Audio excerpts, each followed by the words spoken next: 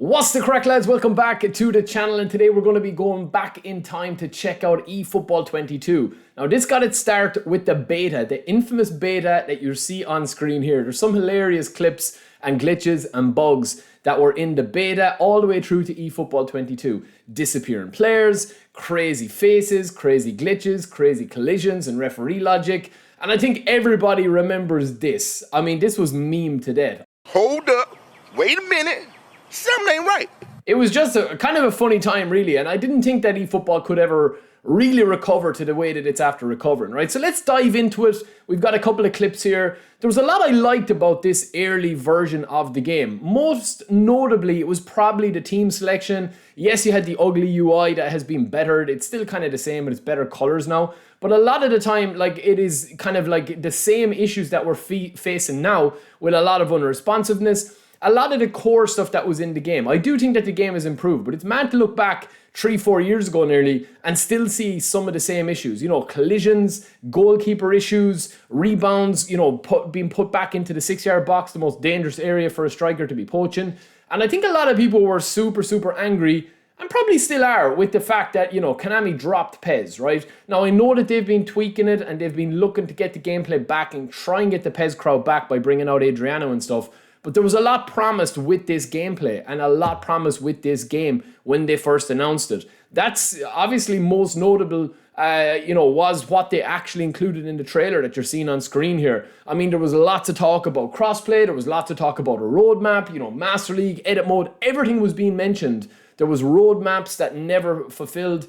But how about the gameplay, right? Obviously, all of this stuff is definitely warranted. You know, you had the team building mode, which became Dream Team, with the match pass that was brought in. We're still waiting on the cross-platform support for mobile players, but we do have cross-platform. So there was a lot of stuff that, you know, it gave a lot of people that were frustrated with the transition from PES to eFootball and from a paid premium game to a free-to-play model. It gave a lot of PES fans a lot to actually be angry about. But there was some stuff that I did like, and it is mad to look back, as I keep repeating, and look at the actual power curve of the cars. There were some really cool cars that you could use that weren't overpowered.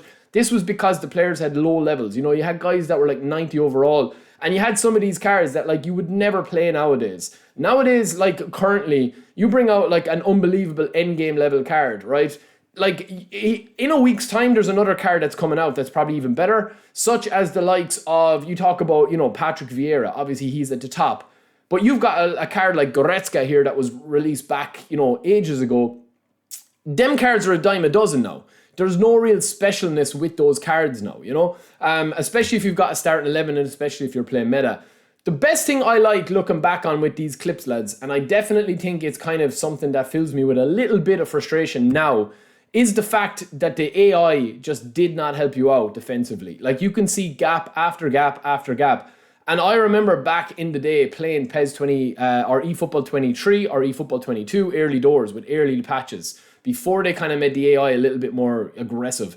If you got on top of somebody and you had a mismatch and you were just better than your opponent, you could lose 10-0 or you could beat an opponent 10-0. Like, there was matches there. If you go back and watch my live streams from, you know, early 22, early 23, you're coming up against guys that don't have God squads. Like, you can see here, yes, he's got a couple of players that are like 96, 97 overall, or 95, 94 overall, but there was weak links on all over the pitch. Nowadays, you've got a squad that is basically going to be 102, 103 in every single position with no weakness, both on a manual point of view and an AI point of view. If you're not the best at the game has systems in place such as Smart Assist. Now, that's not to say, looking back on these gameplay footages and gameplay clips, like you see here, I mean, Killian Murphy is even surprised with that one. But there was a lot of unresponsiveness, the ball getting trapped between your feet, the referee logic, not giving penalties, not giving red cards for last man backs.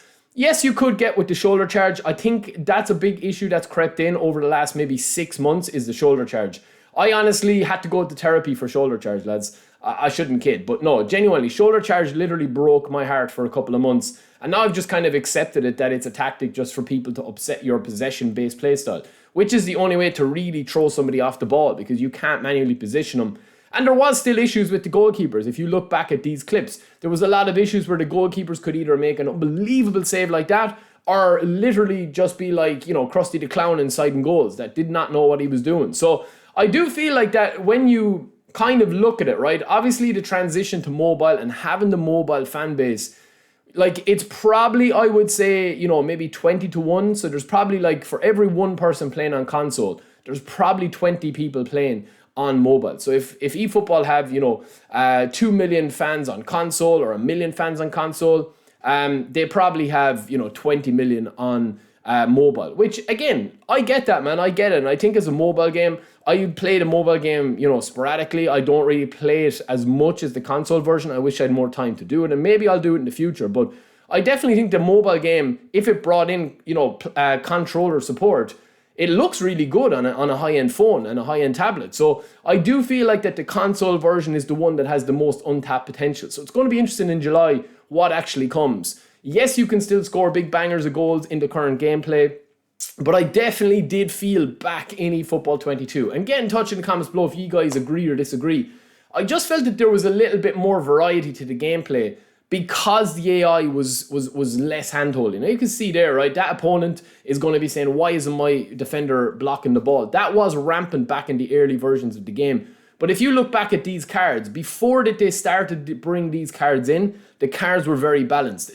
I think these packs, the eFootball Pro packs, these were when the game started to go a little bit crazy with the packs. Now, these packs still hold up today. I mean, Tomiyasu is unbelievable. This card of Tomiyasu, I would probably put him in top 10 cards that I've ever used. Like, that's how good he is. I know that there's better cards out there, the likes of Araujo big time, the likes of Van Dijk, Rijkaard, Thuram Maldini. But in terms of impact and never letting me down, just an absolute beast back in the day. Carlos is another one of them. But I do feel like that there is definitely signs of what could improve in the game by, funnily enough, looking back at some of these gameplays. I often go back when I'm clearing out hard drives or I'm looking for clips or I'm looking for video ideas. I often go back and I look at what we had before and did we appreciate it? Did we appreciate the manualness of the game? Did we appreciate the fact that you could rip people apart? Did we appreciate that you couldn't just, spam pressure and not foul with the AI and not give away penalties compared to here? Like, it was very unforgiving if you couldn't defend back in the day.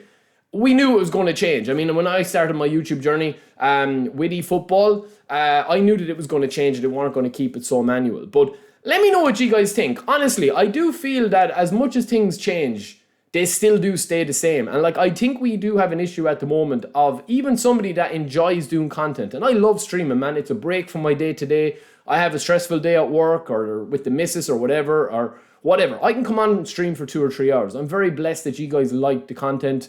And I still enjoy the gameplay. But I do feel at this stage that the power curve with the cards and the overall meta-ness of the play, it's kind of lost a bit of the freedom. Even with bugs, glitches, and frustrations of eFootball 22, it's interesting to go back and look at it. So let me know what you guys think in the comments below. Trying to do a little bit of different content. If you guys enjoyed this, you want to see some more, maybe eFootball 23 up next, I will talk to you in a bit. Peace.